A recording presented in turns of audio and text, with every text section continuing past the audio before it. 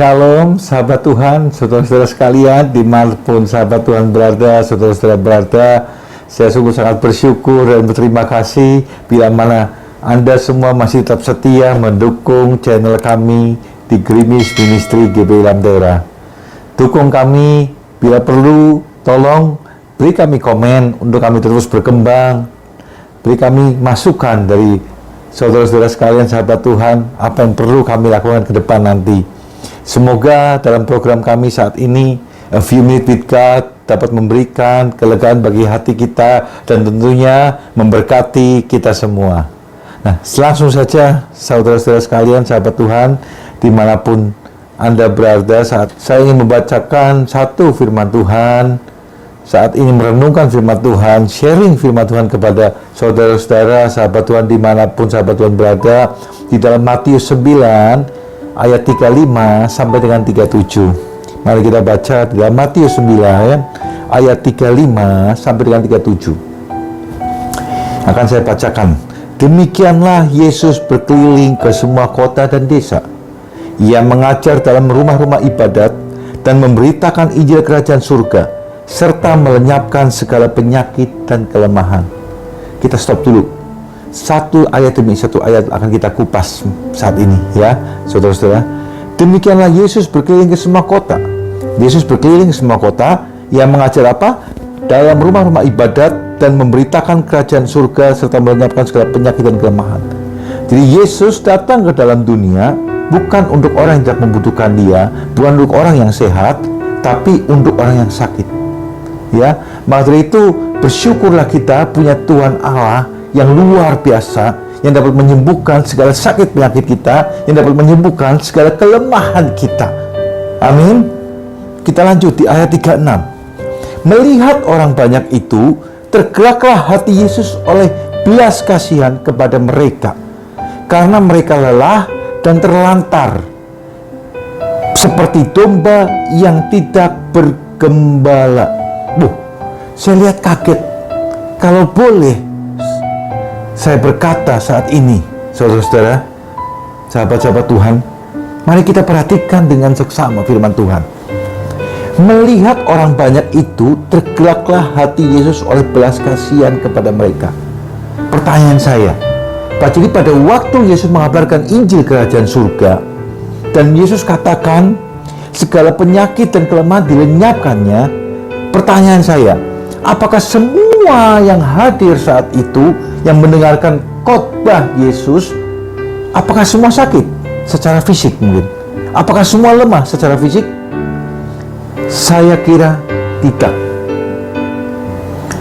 Pasti di dalam ibadat yang Tuhan datang pada waktu itu, yang hadir pastinya tidak akan semua sakit secara fisik ataupun lemah secara fisik. Tapi kenapa di ayat 36 Tuhan bilang tergeraklah hati Yesus oleh belas kasihan kepada mereka, karena mereka lelah dan terlantar seperti domba yang tidak bergembala? Kenapa Yesus mengatakan dalam firman Tuhan mereka itu jiwa-jiwa yang terlantar? Ya, kenapa Tuhan katakan bukan yang sakit saja atau yang lemah, tapi mereka semua seperti domba yang tidak bergembala? Nah, ini poin saat ini yang ingin saya bicarakan. Ya, salah satu poin juga saat ini yang saya ingin saya bicarakan. Kalau boleh saya katakan, Tuhan melihat kita semua anak-anak Tuhan, ataupun mereka semua pada waktu itu mempunyai jiwa yang kosong.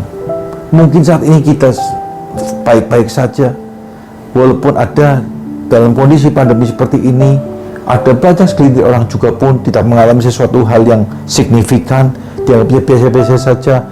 Ataupun saat ini kelihatannya orang itu sehat-sehat saja, ya. Tapi kalau boleh kita melihat jauh ke dalam, ya saudara-saudara, Yesus berbelas kasihan kepada kita semua.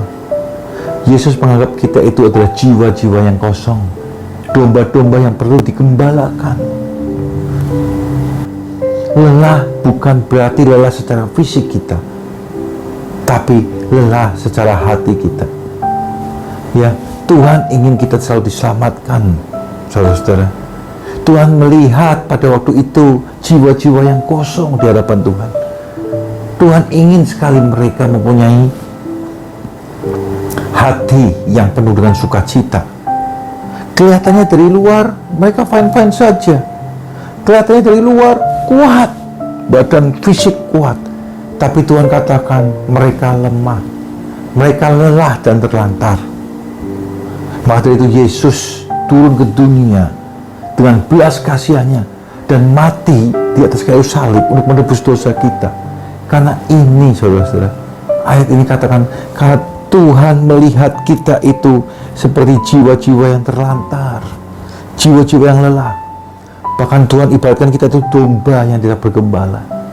Tapi saat ini kita sungguh bersyukur bila kita percaya kepada Yesus Kristus, kita mempunyai gembala yang hidup, gembala yang agung.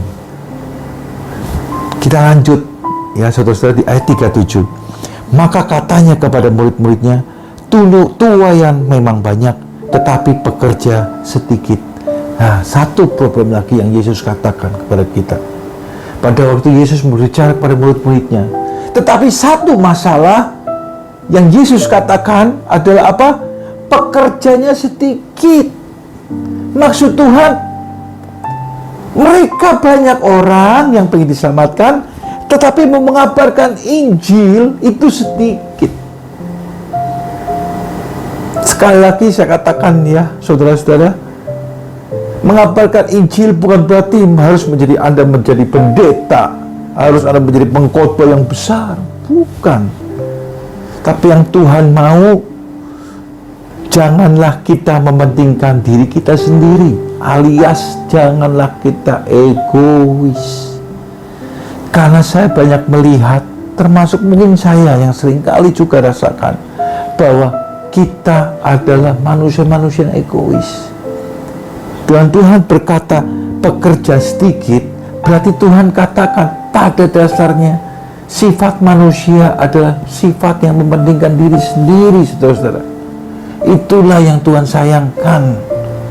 Apalagi kalau saya lihat banyak orang Kristen yang katanya Kristus, mengaku Kristen, percaya kepada Kristus, tapi masih mementingkan diri sendiri.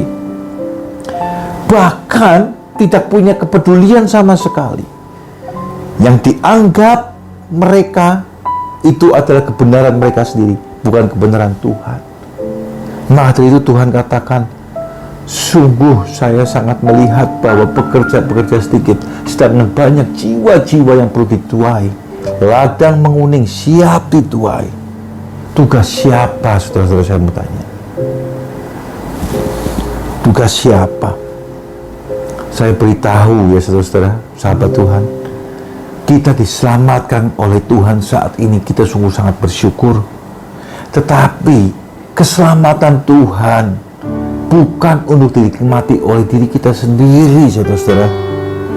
Tuhan mau kita melangkah lebih jauh lagi, menjangkau jiwa-jiwa.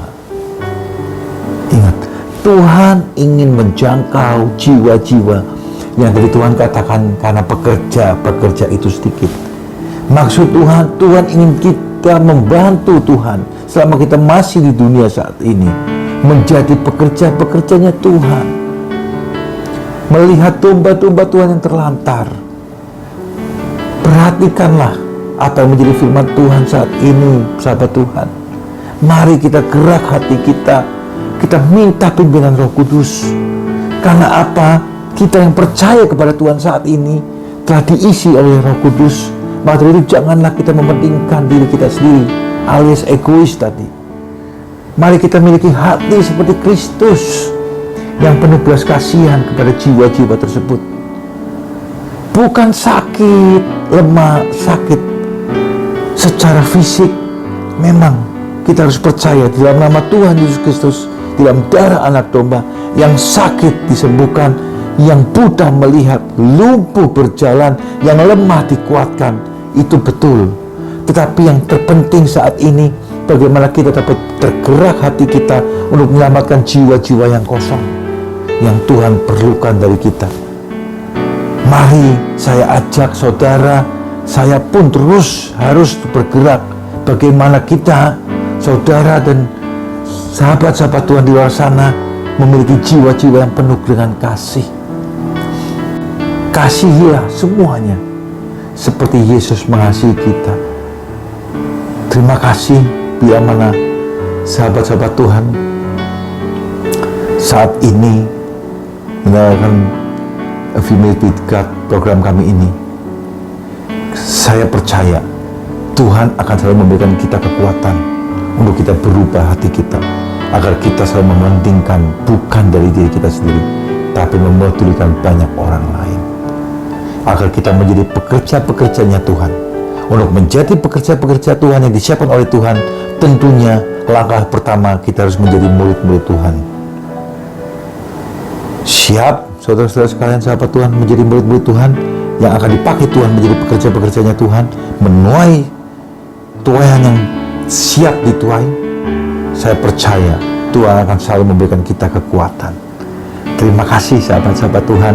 Kiranya sharing firman Tuhan saat ini yang saya bawakan dapat memberkati kita semua. Saya percaya Tuhan Yesus Kristus akan selalu memberkati Bapak, Ibu, saudara-saudara, sahabat Tuhan dimanapun berada. Salam damai. Saya Samuel Effendi. Sampai ketemu di program kami selanjutnya. Haleluya. Puji Tuhan. Amin.